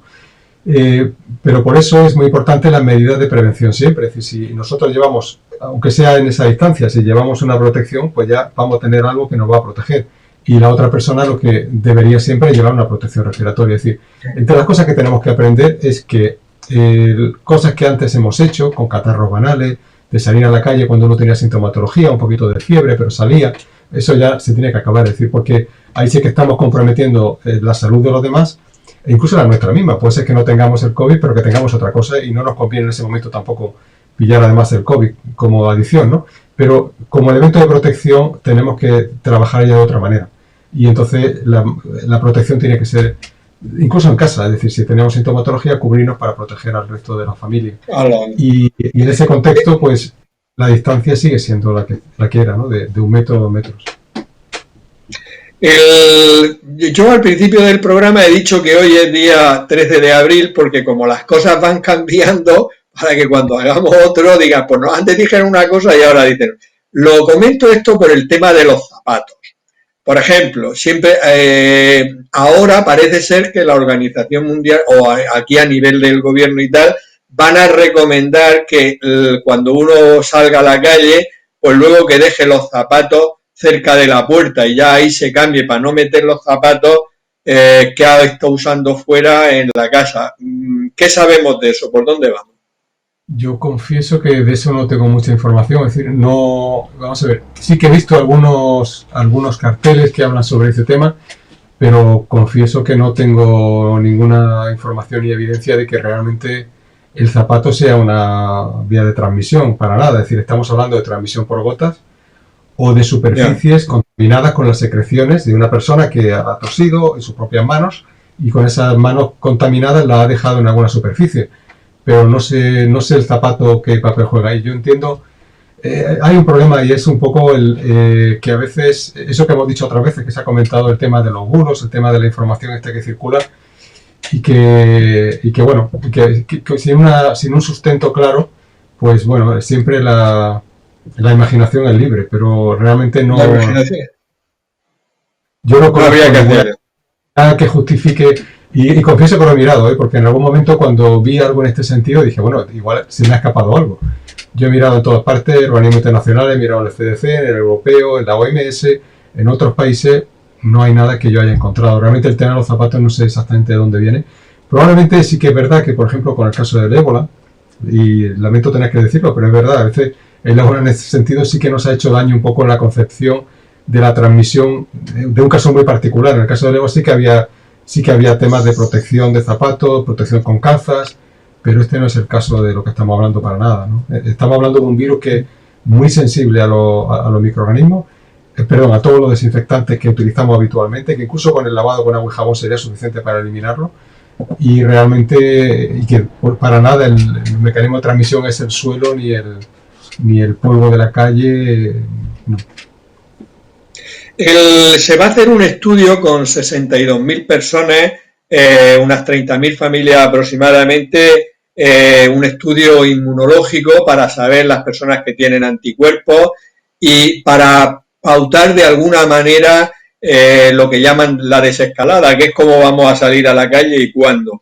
De este estudio, ¿para cuándo se esperan tener algo de resultado y cómo crees tú que va a ser la desescalada, cómo nos van a ir dejando salir a la calle aquí en Murcia? Si tú como especialista tendrás alguna idea. Bueno, ya te he comentado que el tema de salir a la calle, este estudio lo que nos va a dar un poco, va a ser una imagen sobre qué ha pasado y cómo se ha distribuido la infección en España. Y vamos a tener una idea bastante buena sobre qué ha pasado en las comunidades. Podríamos saber si estamos cerca del 15 o estamos cerca del 10, o sea, en algunas comunidades estamos en el 3, o en otras en el 5, siempre con bastante margen de error, pues porque, digamos, la muestra, aunque es una muestra muy grande a nivel nacional, pero a nivel de comunidades va a ser relativamente mal limitada, por tanto tendremos una buena idea de por dónde han ido la situación. Entonces, a partir de ahí, eso nos puede dar también alguna idea sobre lo que comentábamos antes, cuánto nos queda todavía por recorrer para poder alcanzar esa inmunidad de rebaño. Esa inmunidad de rebaño, de alguna manera, la podemos conseguir de dos formas, mediante la infección o mediante la vacuna. Es decir, lo mismo no ocurre con la gripe. Si con la gripe llegáramos a conseguir de forma, en la población, alrededor de un 70-65% de protección, pues también podríamos tener inmunidad de rebaño de la gripe, ¿no? Pero lo que pasa es que ese nivel poblacional no lo tenemos nunca, porque además la estrategia de vacunación va dirigida a las poblaciones de riesgo. En el caso del COVID, si se vacunara a toda la población cuando esté la vacuna disponible, pues podríamos alcanzarlo. Entonces, si no hay vacuna, pues entonces a través de lo que es la infección, pues sería otra manera de conseguirlo. Entonces, esa idea nos lo puede dar ese estudio. Más allá, a nivel de desescalada, yo me imagino que los pasos se van a ir tomando de forma progresiva, se irán levantando probablemente, en parte lo que ya está ocurriendo esta misma semana, ¿no? Es decir, la apertura de aquellas actividades que ya no son esenciales para que puedan ir abriéndose, y de forma progresiva se irá viendo, y lo que sí será importante es ir monitorizando qué va pasando de una manera con la infección y cómo va comportándose la infección. Si en algún momento vemos que el número de transmisiones comienza a elevarse de una forma ya peligrosa, pues entonces igual hay que volver a apretar un poco el freno o a quitar el pie del acelerador y entonces volver. Pero nos va a llevar tiempo. O sea, yo creo que esto va a ser una cosa progresiva, que se irá haciendo de una forma lógicamente pautada, progresiva, y al mismo tiempo con un ojo siempre en qué va pasando con el número de infecciones y cómo se va eso reflejando después en lo que puede ser también hospitalización, etcétera, para ir regulando un poco los procesos, ¿no? Por lo tanto, de una forma bastante progresiva. Nos quedan todavía, yo creo que varias semanas para ir viendo cómo va evolucionando esta situación antes de entrar en lo que pueda ser una situación de desescalada más generalizada, ¿no? Muy bien, pues Alberto, muchísimas gracias por estar otra vez con nosotros, te lo agradecemos de verdad porque además tú eres un especialista en medicina preventiva, que es lo que nos interesa ahora, prevenir como sea que esto vaya más. Seguiremos hablando según las necesidades que vayamos viendo. Muchas gracias por estar con nosotros. Muchas gracias, un placer.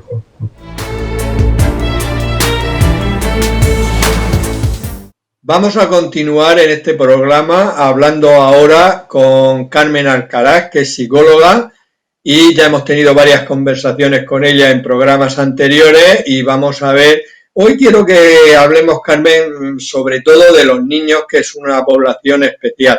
Pero como ahora hemos tenido mucho tiempo, yo he querido estudiar algo de psicología, ¿no? Y entonces he visto que ante un problema importante que una persona sufre, pues hay una serie de fases que describen hasta 7, pero normalmente hay 4 más bien definidas. La primera es la negación, la segunda es la ira, la rabia, la tercera es el abatimiento y la cuarta es la aceptación. Lo he contado esto para que tú nos digas cómo se puede llegar rápidamente a la aceptación, aunque yo creo y pienso, ahora me dices tú si no, que la mayoría de las personas hemos llegado a esta aceptación de las circunstancias del confinamiento. ¿Tú cómo lo ves? Bueno, como bien tú dices, lo que has nombrado son las fases del duelo, de la pérdida, ¿no? Que están más o menos en unas 5 fases. Como bien has dicho, es la negación, cuando no aceptas lo que está pasando, los sentimientos de rabia, de ira que salen. Hay otra fase que es la más cortita, que es la negociación, cuando uno busca y a ver qué cosas podría o no podría haber hecho para evitar. Luego la tristeza, un sentimiento de abatimiento, y al final es esa aceptación, ¿no? Que no es olvidar, pero es aceptar. Bueno, nosotros estamos ahí, depende cada uno, porque claro, en esta situación que estamos hay gente que ha tenido pérdidas muy dolorosas, porque ha tenido pérdidas personales, pérdidas económicas, pérdidas laborales, otra gente no las ha tenido. Entonces, según la pérdida, cómo haya sido, y también las características personales de cada uno, pues se va elaborando lo que, digamos, va siendo un duelo. Entonces, llegar a la fase de aceptación, bueno, pues hay quien está en esa fase, aceptamos lo que está pasando, no sabemos todavía muy bien qué va a venir, pero estamos ahí como ya no tenemos una negación ante los hechos, pero no todo el mundo está de la misma forma, claro, porque por lo que te digo, porque no todo el mundo tiene, la pérdida no es la misma. Claro, tienes toda la razón del mundo. No es lo mismo la persona que simplemente está confinada y que a lo mejor vive en un duple y tiene un jardincito pequeñito y no se le ha afectado la familia o han pasado algún caso, pero digamos que ha sido leve, que otra persona pues que haya tenido fallecimientos y tal. Indudablemente la gente estará en muy distintas fases. Mira, he sacado esta mañana unos datos sobre los niños que hay en España. Es curioso. En España hay 8,3 millones entre niños y niñas menores de 17 años, pero hay 2,4 millones entre niños y niñas menores de 5 años. Además, eso hay que sumarle 1,1 millones de familias monoparentales con hijos. Es decir, que estamos hablando de una cantidad de personas muy grande, muy grande. Y mi pregunta es, ¿cómo crees que están llevando los niños el confinamiento? Sobre todo los niños estos más pequeños de 7 u 8 años para abajo. Sí. Bueno, yo por lo que voy preguntando, los niños no tenemos que perder nunca de vista que tienen una gran capacidad de adaptación. Entonces yo por lo que voy viendo, por lo que me van comentando, los niños se están adaptando bastante bien a la situación. Eso no quita que no presenten también pues unos síntomas de irritabilidad, malestar, que a algunos se le haya roto el sueño, que a veces estén ahí como un poco peleones, con rabietas, pero todo eso son síntomas de la situación. Pero aún así no lo están llevando tan mal como podíamos pensar al principio.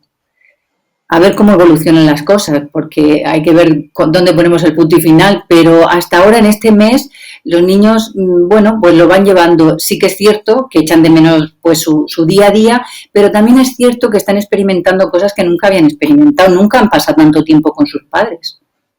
Por ejemplo. ¿Y cómo podríamos, porque claro, hablamos de niños, pero ahí yo he hablado desde los menores de 17 a los menores de 5. Por ejemplo, niños que tengan 5 años, ¿cómo se les explica lo que está pasando? Y a niños que tengan 10, 12 años, niños y niñas, ¿cómo se les explica de otra manera lo que está pasando? ¿Cómo crees tú que hay que explicarse?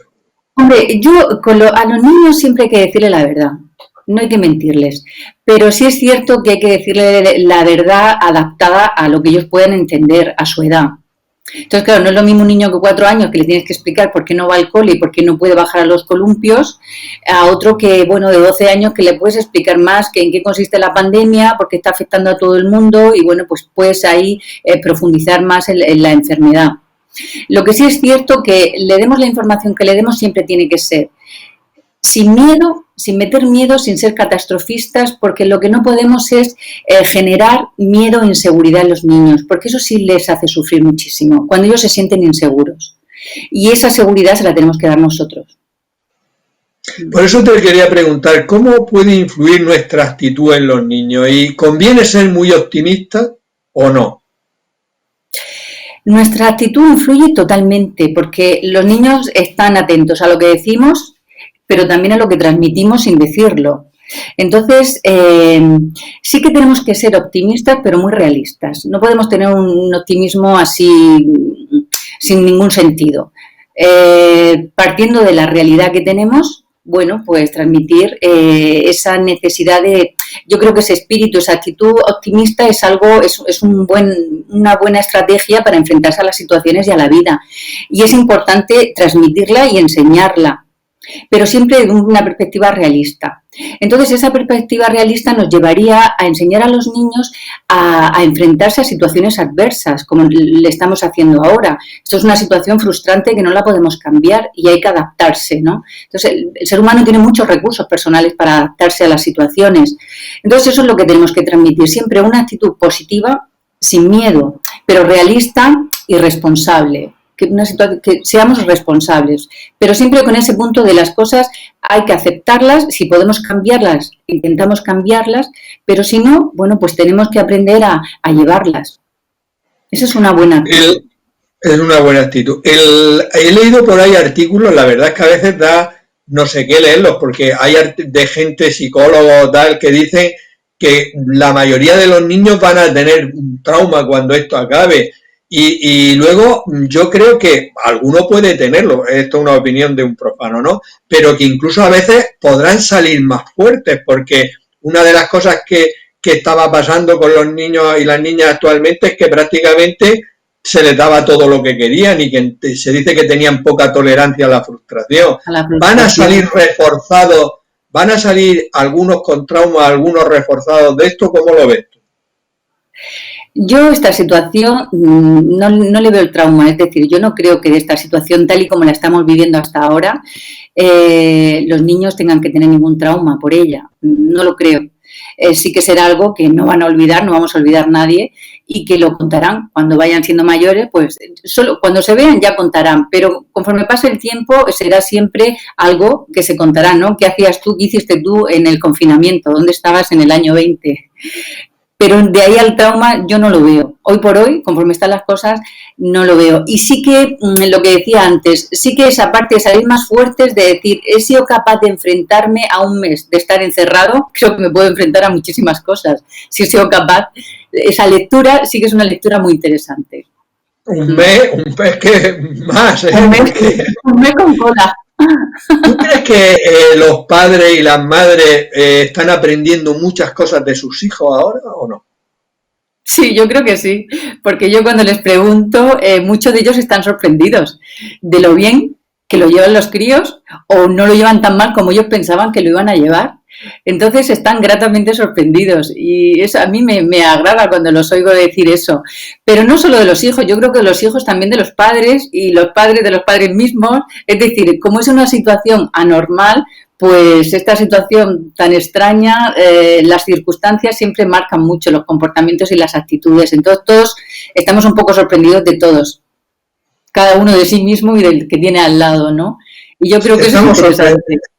Estamos sorprendidos todos, totalmente sorprendidos de lo que está pasando, sobre todo. Vamos a ver otra cosa, Carmen. En un tiempo, quizá poco tiempo, pues van a empezar a dejar a salir, ¿no? Entonces, ¿qué se le debería decir a una? Hay gente que va a tener miedo de salir y otra gente se va a pensar que ya podemos salir y que no pasa nada. O sea, ¿qué enfoque deben tener las personas? Por un lado, para no tener miedo, pero por otro lado, para seguir siendo prudentes, porque está claro que tenemos que ser prudentes y mantener determinadas distancias, etcétera, etcétera. ¿Qué consejos les daría? Hombre, yo creo que en el momento que podamos empezar a salir, hay que salir con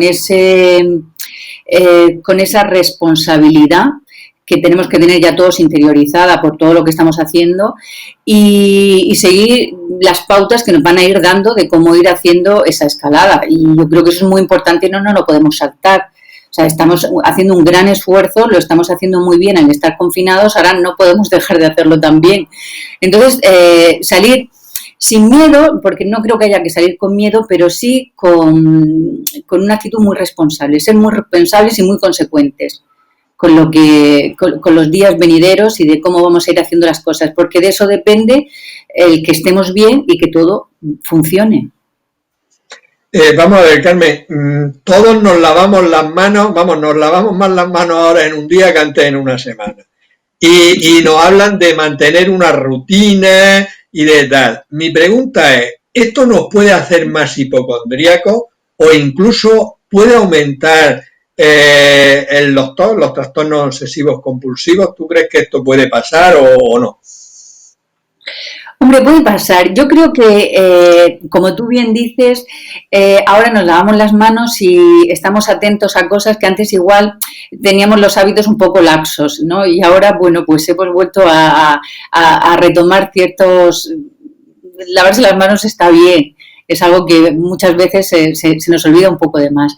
Entonces, yo creo que de ahí pasar a ser hipocondríacos no lo creo. No creo. De hecho, creo que ciertos hábitos que hemos cogido no los deberíamos dejar. Ahora, que en ciertas personalidades esto cale de forma que les genere el miedo, como siempre, verás que hago mucho hincapié en el miedo porque el miedo bloquea muchísimo y el miedo es muy fácil, tiene un sitio muy fácil para colarse y en cuanto se cuela te bloquea. Entonces, sí puede ser, a ver, que gente con unas características un poco más miedosas, pues afiance ahí un poco más de control pero yo creo que no tiene por qué. De todas formas es algo que vamos a ir viendo según pasen los meses y vayan llegando los pacientes a la consulta, iremos viendo si eso ha aumentado o no. Pero en teoría el ciudadano de a pie no creo que se vaya a volver hipocondríaco. Un colectivo muy especial es el tema de los sanitarios. Yo he estado en la Risaca más de 40 años y la verdad es que la inmensa mayoría de los pacientes que tú ves pues se curan o se controla su enfermedad y se van a su casa. En atención primaria lo mismo, las enfermeras en su labor que hacen, también la mayoría de los pacientes van bien en las curas de la herida, etcétera, etcétera. Entonces, lo que está pasando ahora es que están tratando a muchos pacientes que algunos de ellos, por desgracia, se mueren, pero la mortalidad es mucho más alta ahora que en otra época, ¿no? Y esto está ocasionando pues que se estén creando servicios psicológicos para el personal sanitario y no sanitario que esté en estas circunstancias, ¿no? ¿Qué les podrías decir a estas personas? No es una consulta psicológica, pero ¿qué les podrías decir para intentar superar estas circunstancias en las que están ellos, que ven que antes la mayoría de la gente iba muy bien o bastante bien y ahora en algunos casos fallecen con demasiada frecuencia? Sí, es cierto. Es una situación muy estresante que han vivido y que están viviendo de una forma muy impactante. Entonces yo creo que este personal técnico va a tener una reacción normal ante una situación anormal, a la que no están acostumbrados. Aunque la muerte figure en el trabajo del día a día, pero no de esa forma tan desmesurada, ¿no?, como estamos viendo. Entonces, yo sí que diría que sería importante el pararnos, por lo menos ellos, que se paren a darse cuenta de cómo están, que se dediquen a mirar un poco esa parte de salud emocional. Cómo me encuentro, cuáles son los sentimientos que tengo, si me encuentro abrumado, si me encuentro angustiado, si necesito, qué necesito, ¿no? Y buscar a alguien, bien familiares, bien amigos, donde poder hablar, donde poder expresar, ¿no? Donde toda esa contención emocional, darle vía para poder sacarla y volver a su estado de equilibrio emocional. Entonces, yo sí que vería que una vez que pase esto, posiblemente haya ahí pues como ideas que se queden, ideas que aparezcan. Si vemos que eso se va quedando ahí, que no me lo puedo quitar y que me angustia, entonces yo sí que les diría que busquen ayuda, que busquen recursos para poder sacar todo eso y volver a su equilibrio natural. Y una última pregunta, Carmen. Hay por ahí, incluso ya hay campañas porque hay muchos psicólogos, como hemos comentado antes, que dicen que los niños tienen que salir ya. Entonces, ¿tú qué opinas? ¿Deberían de empezar cuando las autoridades sanitarias lo consideren oportuno, pero que serían de los primeros que deberían de dejar salir acompañados, etcétera, etcétera? ¿Eres partidaria de que cuanto antes se salgan los niños a la calle? Hombre, el confinamiento tiene un objetivo, ¿no? Y yo creo que eso no debemos de perderlo de vista. Una vez que las cosas empiecen a cambiar, bueno, pues los niños tendrán que empezar a salir. Lo que pasa es que tendremos que pensar muy bien cómo lo hacemos, porque como tú bien has dicho, hay muchos niños. Y claro, de repente, pues tampoco puede ser que la calle se llene de niños y de adultos que están acompañando a esos niños, porque entonces sería un poco, no sé, si perderíamos un poco el objetivo que hemos ido pretendiendo. Los niños, a pesar de que no son un grupo de riesgo, pues claro, ellos se han visto también metidos en todo este confinamiento.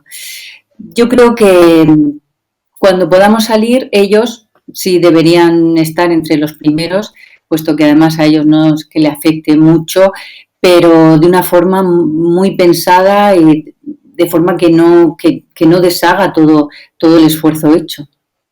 Uh-huh. Muy bien, Carmen, pues nada, muchísimas gracias por estar otra tarde noche con nosotros y nada, si hacemos algún otro programa sobre este tema, el tema psicológico realmente es muy, muy, muy importante porque todos tenemos la psique ahí que nos puede ir afectando. Muchísimas gracias. Muy bien.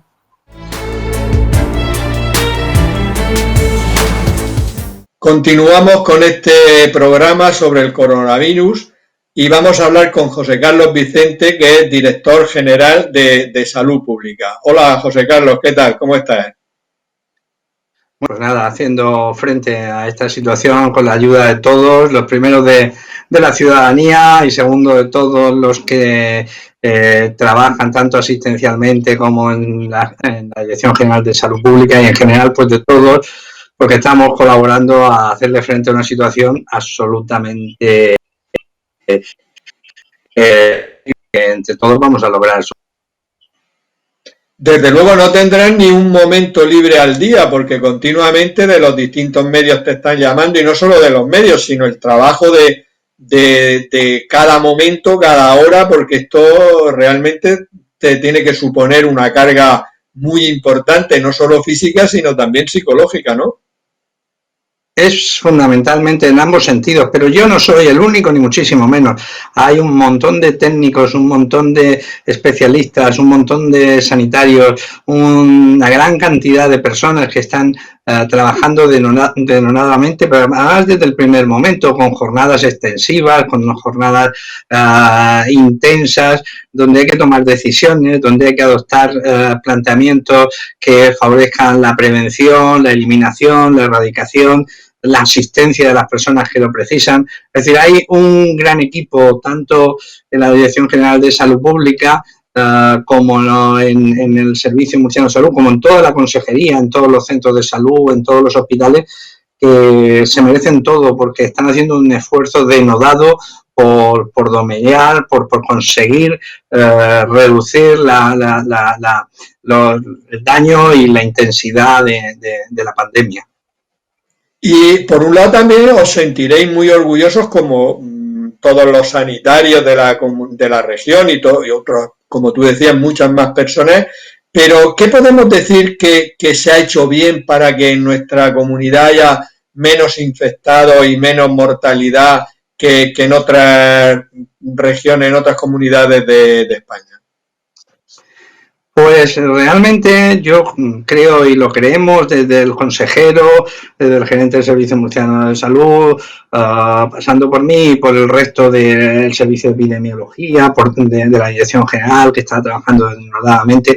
Pues yo creo que lo que se ha conseguido ha sido un poquito adelantarse a los acontecimientos, ganando un tiempo precioso. Ese tiempo precioso al tomar una serie de medidas que se tomaron con la aquiescencia y con el impulso del presidente del gobierno regional, porque había que tomarlas con mucha intensidad, se han tomado desde el punto de vista más técnico, desde la suspensión de actos ya en el mes de febrero, la recomendación de no viajar, la suspensión de actos deportivos, la recomendación, había actos incluso a finales de febrero, principios de marzo, donde venía de zonas que ya eran en sí mismas focos, se suspendieron.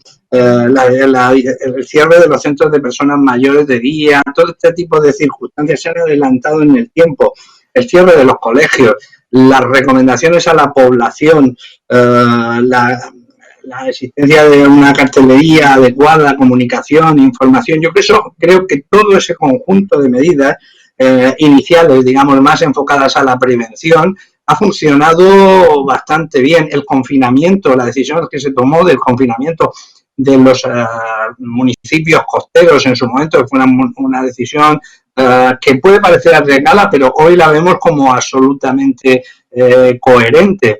Hay un dicho en salud pública que las medidas que hoy nos parecen osadas, mañana incluso nos parecen insuficientes. Quiere decir que hay que tener y se ha tenido por parte de toda la comunidad, se ha tenido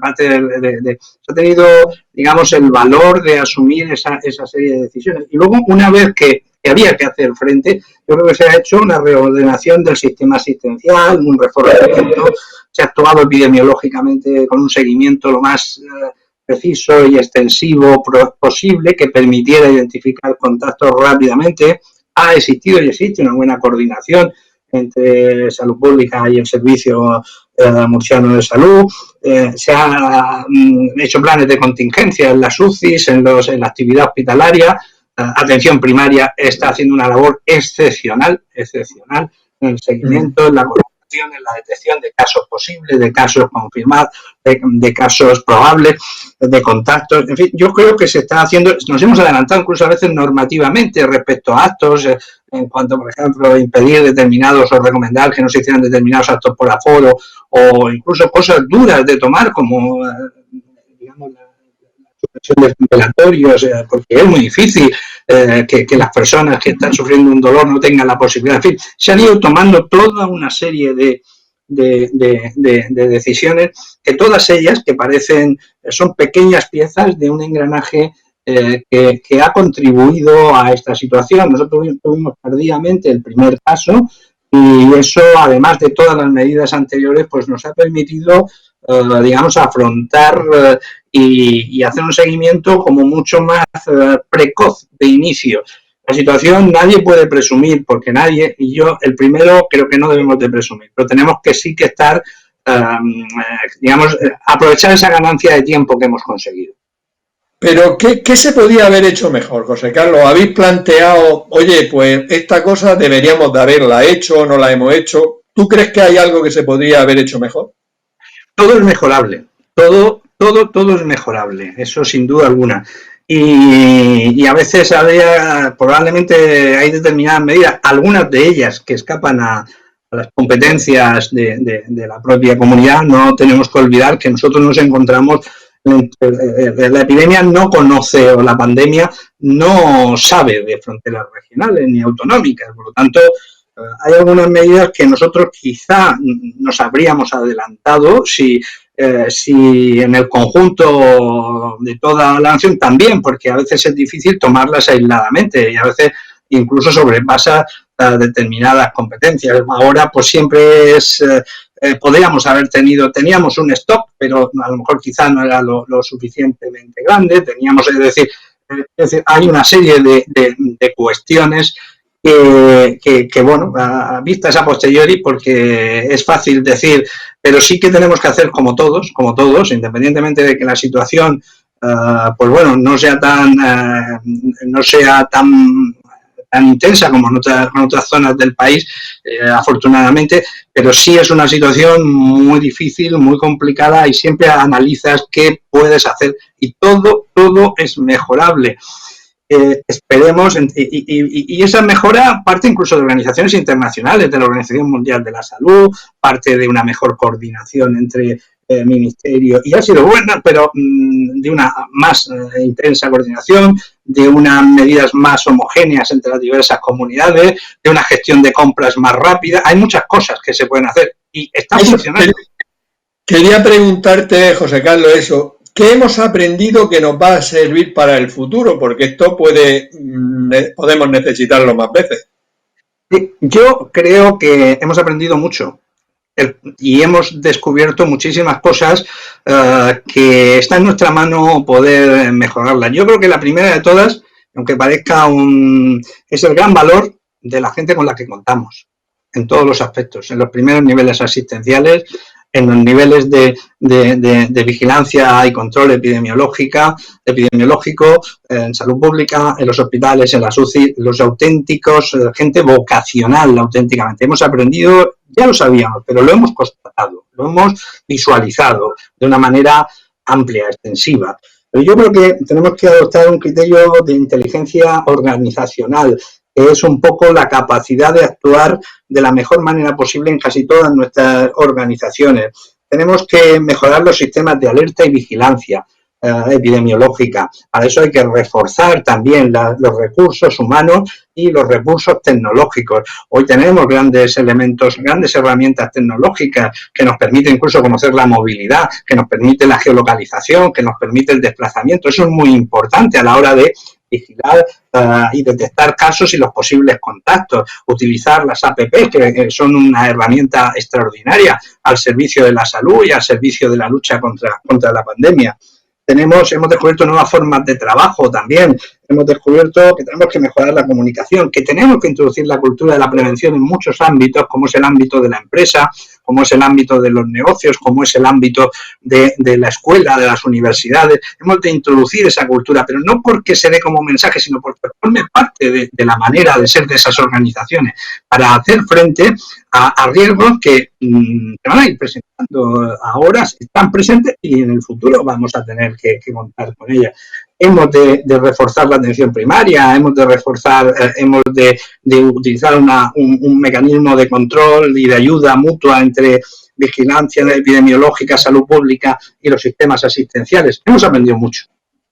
¿Cómo nos vamos a preparar para el otoño, José Carlos? Porque el otoño puede ser complicado, porque aquí tenemos una ventaja, hemos tenido pocos casos, pero a la vez eso puede ser en el otoño un inconveniente, porque habrá menos gente inmunizada. ¿Cómo nos vamos a preparar para el otoño? Sí, eso es una cosa que nos preocupa. Tendremos que saber primero, efectivamente, cuántos de nuestros ciudadanos han entrado en contacto con el virus. Eso nos lo va a dar en gran medida una información, aparte de los datos epidemiológicos y los datos que tengamos de carácter asistencial, nos los va a dar también la encuesta de seroprevalencia. Es una cosa. Sabemos que puede ser que se presente una segunda oleada, pero no estamos completamente seguros. El problema de este virus el problema y la incógnita y el enigma es que es nuevo. Y como es nuevo, pues tampoco tenemos una certeza plena de su comportamiento. Es posible que el otoño signifique una segunda oleada. Bien, tendremos que prepararnos en todos los aspectos.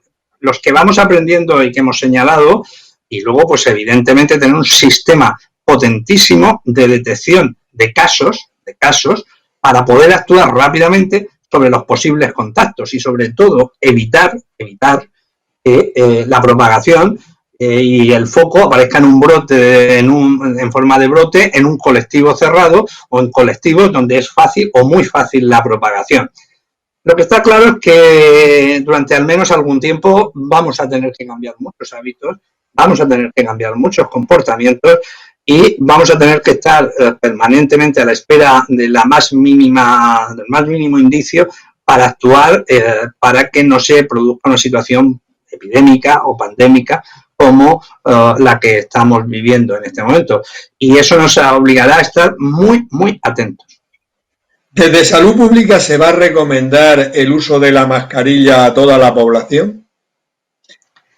Vamos a ver, este es un tema que ha ido cambiando desde el punto de vista desde los primeros momentos hasta la fase actual. En este momento se sigue manteniendo el hecho de que cualquier persona con síntomas debe usarlos, al más mínimo síntoma debe usarlos.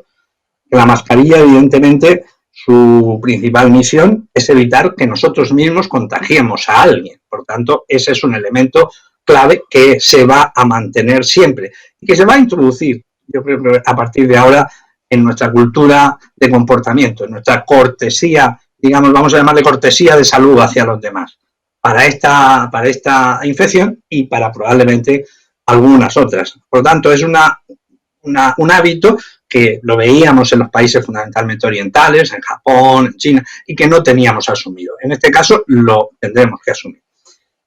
Evidentemente, el mercado era escaso en mascarillas, evidentemente. Ha sido una lucha, y sigue siendo una lucha brutal por conseguir en los sistemas de aprovisionamiento tener y disponer de mascarillas.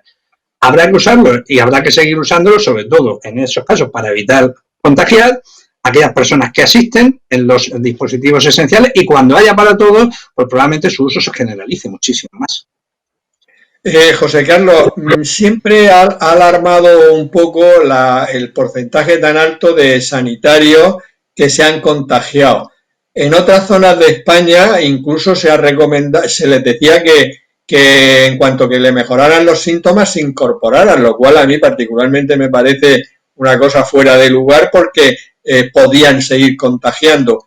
En Murcia el porcentaje de sanitarios que se han contagiado ha sido alto y qué medidas se están adoptando para que no contagien a otras personas. Vamos a ver, en el Servicio Murciano de Salud, si establecemos el porcentaje sobre el total de efectivos del Servicio Murciano de Salud, estamos alrededor moviéndonos entre el 1,9-2% del total de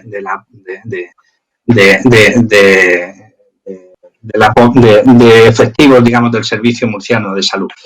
En cuanto a la reincorporación al trabajo, realmente nosotros el protocolo que tenemos es, si es un caso confirmado, evidentemente hasta los 14 días no puede incorporarse y hay que hacer una PCR y posteriormente 7 días más tarde incluso otra PCR en los casos en que evidentemente pues sea confirmado. Es decir, nos iríamos casi a los 21 días. En los casos de contacto con alguien que ha trabajado conjuntamente, lo correcto es hacer a los 7 días y seguir haciendo hasta los 14 días. Y un poco en esa línea vamos, en de confirmar que evidentemente hay que proteger al sanitario y sobre todo también y fundamentalmente proteger a la persona que es cuidada por el sanitario. porque si algo se ha pretendido con todas las acciones ha sido salvaguardar el sistema sanitario para poder cuidar a los que necesitan ser cuidados. Y, José Carlos, ¿cuántos test de anticuerpos de estos que nos dicen que ya uno ha pasado la enfermedad se van a hacer en Murcia? Y que son tan importantes porque nos van a dar una idea de cuántas personas realmente han pasado la enfermedad aquí, teniendo en cuenta que el 80% son asintomáticos con síntomas leves. ¿Tenéis previsto saber cuántos sí, test de evidentemente, vamos a ver. Lo primero es la disponibilidad. Nosotros, como Consejería de Salud, como Servicio Murciano de Salud, adquirimos cerca de 20.000 test de inmunidad. Posteriormente llegaron otros tantos del gobierno gobierno central, el gobierno de España, y es posible que vengan otra cantidad equivalente a otros 20.000. Es decir, vamos a estar en disposición de usar en un plazo de alrededor de 70.000 test de inmunidad. Los test de inmunidad son de dos tipos y ha habido una confusión y el discurso era, hablábamos de test rápidos de diagnóstico. Como tal no es tal, no existe un test rápido de diagnóstico, existe un test, digamos, que rápidamente, al cabo de 7 días de la manifestación de los síntomas, te da indicación de si nuestro cuerpo ha generado ha sido capaz de hacer frente a la enfermedad generando anticuerpos, en principio en forma de IgM y posteriormente en forma de IgG unos días más tarde, es decir, a partir del 10º o 11º día. Es decir, cuando hemos hablado siempre de test rápido, quizá hemos confundido a la población. Sí, no, en cuanto a la toma de la muestra, no es rápido. No te preocupes por eso, porque hemos estado hablando y antes hemos explicado todos los test y Enrique Bernal nos ha dejado clarísimo todo el tema de los test. Sí, no me cabe. Pero bueno, estamos en disponibilidad de hacer todos los que sean precisos en la necesidad y en la determinación que se necesite. Hay clara indicación, que es el estudio de los estudios de seroprevalencia. Bien, pero luego hay también otras indicaciones que vamos obteniendo sobre el camino para sacarle el máximo partido a cada uno de estos test. Y por último, como director general de Salud Pública, danos alguna primicia. ¿Cuándo vamos a empezar a salir y cómo vamos a empezar a salir? Eso quisiera, vamos a ver, con toda la sinceridad del mundo, eso es lo que me gustaría a mí poder decirle a todos los que ven el programa. Creo que hay que ser muy cuidadoso. Porque cualquier adelanto, paso excesivamente adelantado, nos puede hacer retroceder 2 o 3 hacia atrás. Por lo tanto, tenemos que ser muy conscientes de nuestro ritmo epidemiológico, de establecer, pues bueno, cuál es la incidencia de nuevos casos, cuál es la letalidad, cuál es la intensidad de presión asistencial sobre la UCI. Todos esos elementos son los que van a determinar finalmente esa fecha tan anhelada por todos nosotros, que es la de iniciar el desescalado. Ese desescalado puede ser homogéneo en toda España, puede ser parcial. Yo creo que vivimos en un país que no es lo suficientemente grande como para que sean muy disacordes las medidas de desescalamiento. Tendrán que tener una cierta homogeneidad en el tiempo y una cierta concordancia. Sí que es verdad que hay zonas muy específicas, que porque han sido brote o porque, curiosamente, se da la paradoja, no han tenido muchos casos, donde habrá que ser especialmente cuidadoso, porque si no ha habido muchos casos, también es verdad que no ha habido muchos infectados y, por lo tanto, pocos inmunizados. Y eso significa que si damos los pasos equivocadamente, también podemos tener errores.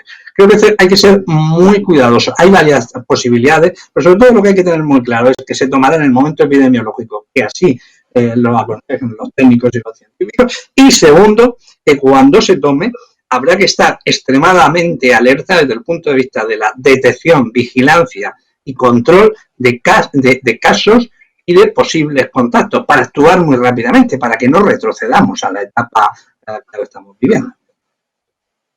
Muy bien, José Carlos. Es muy importante, desde luego, que lo hagamos todo con mucha moderación, porque las recaídas son siempre peores y psicológicamente tener que tomar medidas en sentido inverso sería muy fuerte. O sea que, bueno, que lo hagáis todo muy bien, yo os deseo que lo hagáis todo muy bien, que lo hagáis con prudencia y que poco a poco podamos salir de esta, que ya se está haciendo un poquito largo. Muchísimas gracias, José Carlos, por estar en el programa. Muchísimas gracias a todos vosotros. Por mi parte nada más, pues hemos terminado un nuevo programa de La salud en tus manos que espero y deseo que haya sido útil para la población en general. Si las circunstancias lo requieren, volveríamos a hacerlo.